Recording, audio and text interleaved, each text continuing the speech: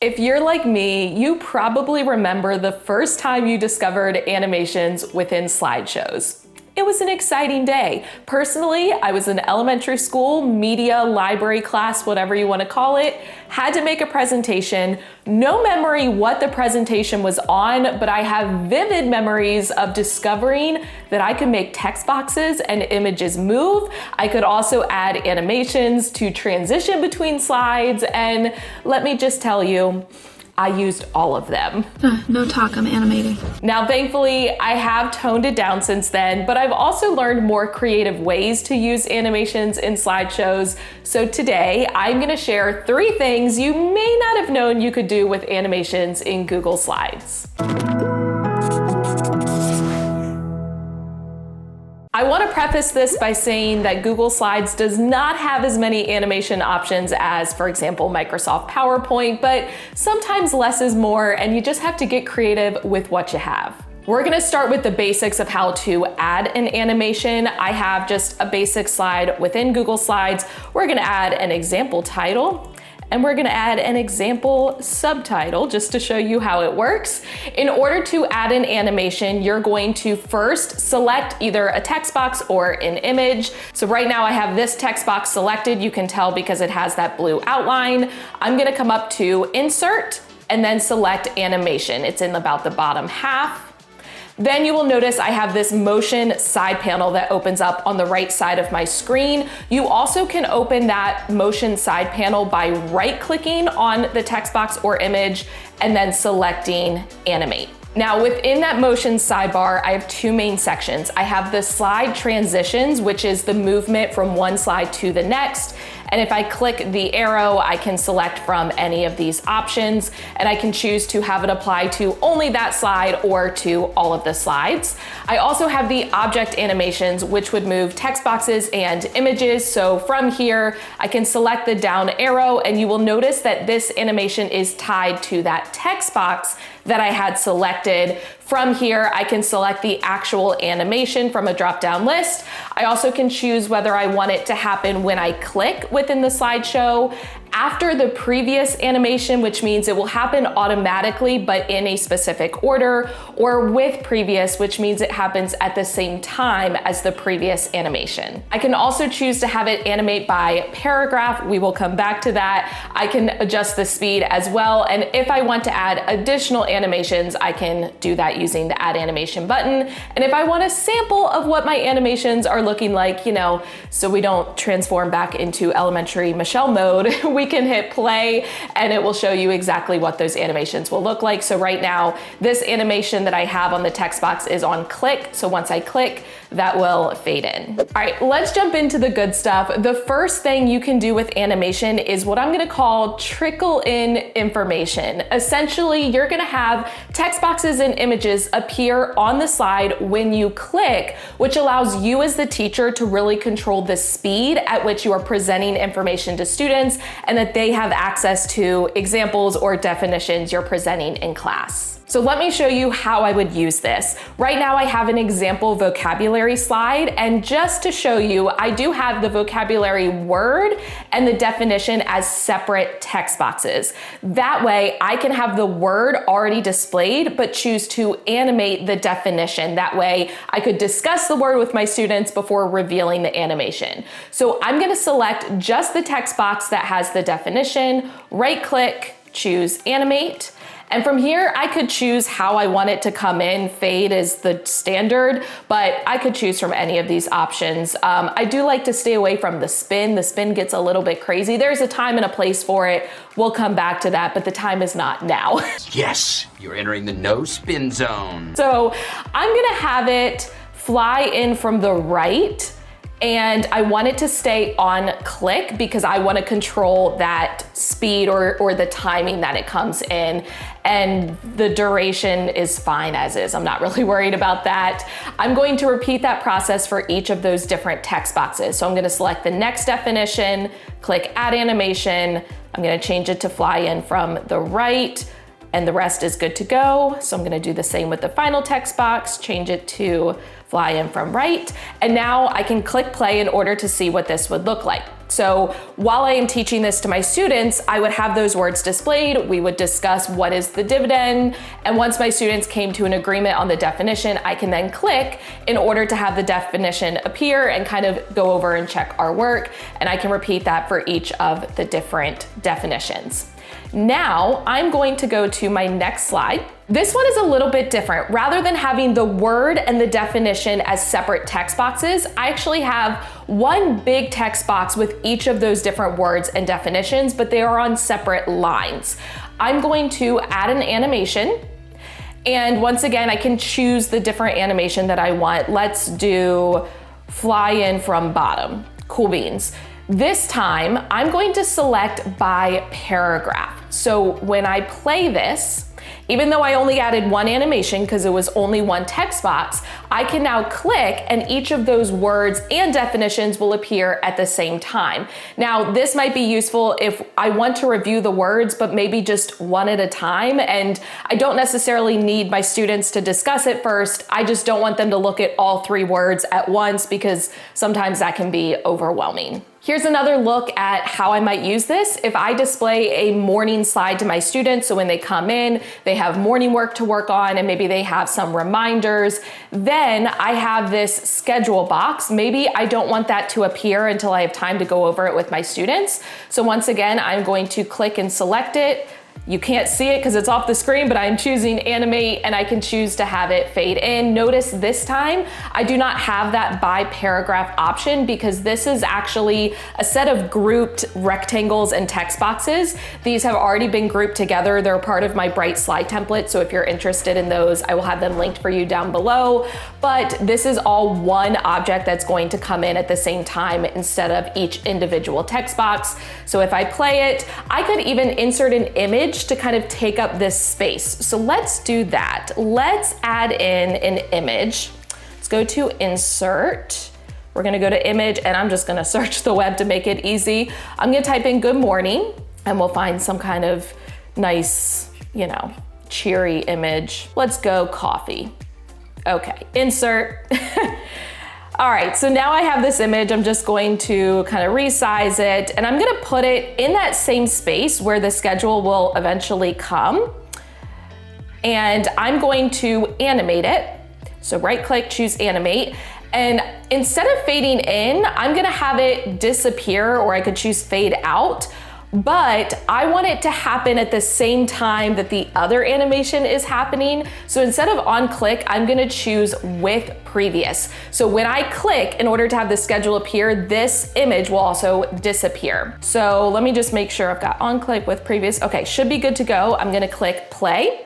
This is what that slide would look like when my students came in, and when I click one time, that image disappeared and was replaced with the schedule.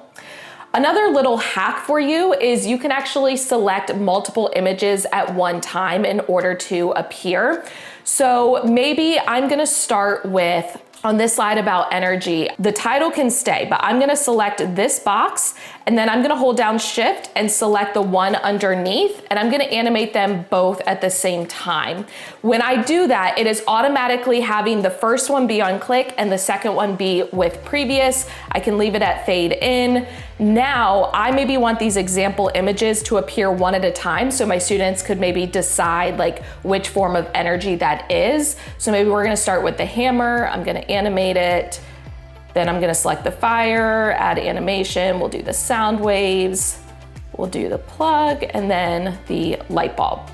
So I'm now gonna select play, and I could have those definitions and forms of energy appear, although I don't like that examples didn't show up. This is why you test it first. So I want this to show up later. So I'm gonna add animation for fade in, and I'm gonna click and drag it. I want it to come in before those examples come in. Okay, let's try it now. So play, I'm going to click. So I've got the definition, I've got the forms of energy, then we're gonna discuss examples. And if I click, each of those different examples would appear. Okay, Looks pretty good. The second thing you can do with animation is modeling. This is a way to draw your students' attention to something or show an action through the motion of the animations. This is really helpful because you can set it up ahead of time and it's less work for you in the moment when you're teaching. So we're gonna look at a few different examples of this. First, I have just a screenshot of a passage that maybe I pulled from a website like ReadWorks, and I just took a screenshot and inserted it into the slide as an image. You can see this is all one big image, but maybe as I'm reading with students, there are certain words that I want to highlight and discuss. So what I'm going to do is add a rectangle. So I'm coming up here to shapes. We're going to select rectangle, and maybe I want to talk about this word spread. I'm gonna click and drag in order to make a rectangle that covers the word spread. Now, currently that rectangle is covering my word, which is not what I want. I want it to be more of a highlight. So I'm gonna come up to my fill color, and I'm going to select the plus sign under custom. I'm gonna add my own custom color. I want it to be like a yellow highlight, so I'm just kind of dragging to get into like the yellow. That looks fine. But I'm also going to adjust the transparency because I want to be able to see through it like a true highlight.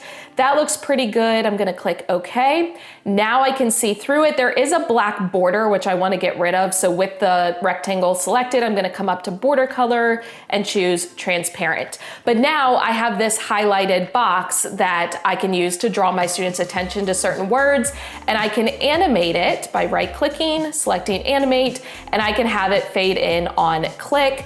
From here, I can even duplicate this box, and maybe we then want to talk about spreading. I'm just going to resize it, add an animation for that as well. If I want them to come up separate as I click, so click, there's the first one, click, there's the second one, I would leave them both on click, but maybe I want them both to highlight at the same time. I can change this to with previous, and now I will click one time and they both will appear. Now here's another example. Maybe I want to model solving a math problem. This is obviously something I could do under a document camera, but I know personally I was always walking around my room and I didn't want to be tied to my desk or computer, and I always had just a little clicking device so I could click through my slides. I preferred to have these examples already ready to go, and I was just clicking through and showing the steps as I discussed them.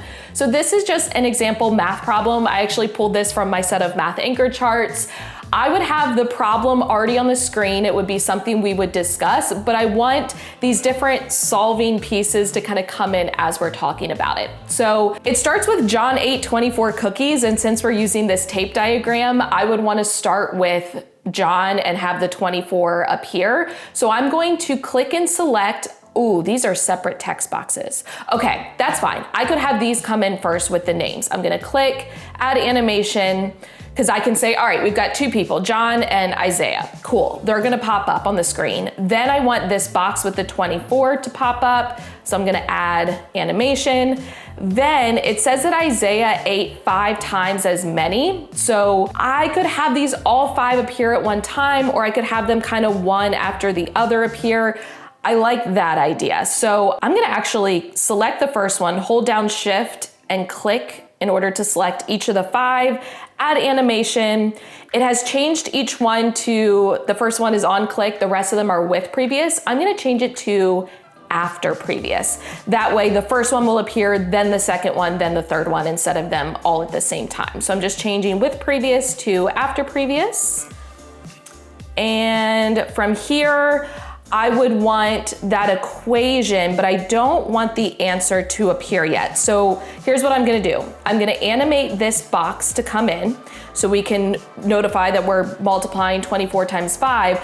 I'm gonna just cover with a rectangle where it says 120. We're gonna make it white so you won't even know it's there, and no border. And then I'll have that rectangle disappear later on. So we're gonna leave that for now. We would talk about the solving process, and just for sake of time, I'm gonna click and drag in order to select all of those, and I'm gonna have them all just animate at one time. And then finally, I want this rectangle to disappear. So I'm gonna add an animation. I want it to disappear on click. Okay, let's try it, shall we? We're gonna hit play. So I've got my problem, I click, we've got John and Isaiah. John has 24 cookies that he ate. Isaiah has 5 times as many, so each one is appearing after the other. Beautiful. We have the start of our equation, we have the math of us solving it, and then we have a disappearing rectangle. Beautiful. Okay, one more example I want to show you with how you could model things through animation. So in 4th grade, I was taught about collisions, and we would use a baseball bat hitting a baseball as an example of a collision and the transfer of energy, right? Baseball! Because the ball has kinetic energy, and once it makes contact with the bat is then redirecting the ball. So I've inserted just a picture of a bat and a picture of a ball. I want to animate them in order to show that transfer of energy. So I have this ball. I'm going to add an animation, and I want it to fly in from the left on click. Then I want to animate the bat. So I want the bat to then, we'll use that spin. It's going to be a little crazy, but we'll use that spin. And I want it to happen after previous. So once the ball gets to the bat will spin. And I then need to animate the ball again to fly out. And we're gonna have it fly out to the left. And I want it to happen with previous. So as soon as the bat starts to spin, the ball should fly away. So let's test this, shall we? I'm gonna click one time and it should just do its thing. So click, ball comes in, bat spins, ball goes away. And I might even, you know, we might tone this down a little, make it a little bit slower. We might make the ball leave a little bit slower than it came in. Let's try it one more time. Beautiful. Okay, from here, I could even add in additional text boxes and animate it with it to show like the transfer of energy with the collision. But, you know, for sake of time right now, we're gonna skip over that. You get the idea. The third way you can use animation in Google Slides is creating animation. Here's what I mean by that. I know it sounds silly, but you can actually use the slides themselves to make basically like a stop motion. And you can do this with images. Students can do this in order to illustrate stories. But the great thing is, once you set it up, you can actually have it run on its own consecutively, like over and over again. And you could link that on other places, such as a Google site. You can send it out to families. You could post it on Google Classroom. Now, instead of using like an image and making a traditional stop motion, I want to show you more like a teacher view of how this could be useful. This is a division partial quotients anchor chart. I have this available already made within my TPT store on my upper elementary reference sheets product. I forget the actual name, but because it is fully editable, these are all text boxes that you can go in and manipulate. So I want this to basically animate and kind of show step by step what's happening. So here is my thought. I have kind of the final slide. This is where it's going to end. And from here, I want to kind of work backwards. So I'm going to duplicate this slide. And I'm gonna think about what's the last thing that I want to appear. It probably would be that answer, right? So prior to that answer showing up, I want a rectangle to cover it, and that rectangle is going to then later disappear. But I'm gonna just cover it, make the rectangle white, no outline. I'll leave that at that step. I'm going to right click again and duplicate. So before that, I'm going to cover up the 233 right here. So little by little, I'm just covering up the pieces and like almost like working the problem backwards. So I'm gonna duplicate again. Prior to this, I would be adding all of those numbers. So I'm going to add another white rectangle, but this time I'm gonna cover the whole thing and duplicate that again. Prior to this, I would have these get circled because I'm showing that I'm adding the partial quotients, right? So I'm gonna delete that. And prior to that, I'm gonna cover up this final step, which is adding the partial quotients. Okay. Now, just to show you where we're going with this, I'm gonna click slideshow and just give you a taste of what it looks like so far. As I go from slide to slide, you'll see that step 7 appears, It circles those numbers. It shows the addition. It shows the answer. It shows the final answer. So you get the idea of where we are going with this. So I'll do just a few more steps and then I will show you kind of that finished product. Okay, I think I got it all. So we're gonna test it by clicking slideshow up at the top. And as I click through, those steps should appear as well as the model. So step 1, set up the problem. Boom, there it is. Step 2, write your multiplication facts. Boom. Think about what number you could divide, write it on the side, write the product on the inside, subtract that number, there it is. Repeat until what you have left is smaller than the divisor. So we go through each of those down to 0, add the partial quotients, they are outlined, adding them, answer, boom. Okay, so I have this stop motion kind of set up, but I want it to run on its own and I want it to be a link that I can just share out. So I'm gonna click File, come down to Share, and I'm gonna choose Publish to Web. Now, I wanted to auto advance my slides, and depending on what you're modeling or what the situation is, you can change every 1 second, 2 seconds. We're gonna go every 2 seconds. I feel like that's good. I want it to start as soon as the player loads, and I want it to restart after the last slide, so it's just going to loop itself. And I'm gonna click Publish. It's gonna ask if I'm sure. Yes, I am.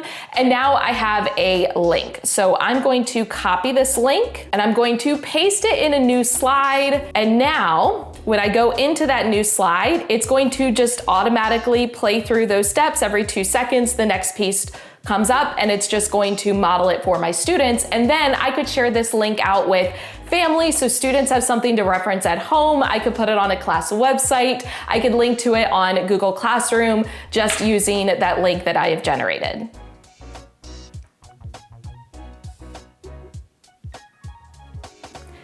You can also have students do this on their end where they can create their own stop motions, either to illustrate a story using images or to demonstrate their knowledge on topics such as this. So they could model their own problems, maybe not as detailed as this, but they could of course add in the different steps and have it show the process along the way. And honestly, it's a lot easier to start from the beginning with nothing and kind of build as you go. We did it backwards just because we were using something that I already had created and I didn't want to make it harder on myself than it needed to be. But that is it. Those are 3 ways you can use animations in Google Slides that you may not have been aware of. I would love to have any feedback from you down in the comments. If there's a crazy animation hack that you know, please share it out. I would love to learn from you as well as everyone else watching my videos. If you found this video helpful, please give it a thumbs up. While you're at it, hit the subscribe button and notification bell. That way you don't miss any future videos. As always, thank you for watching. I love you so much. Don't forget to put your positive pants on, and I will catch you in the next one.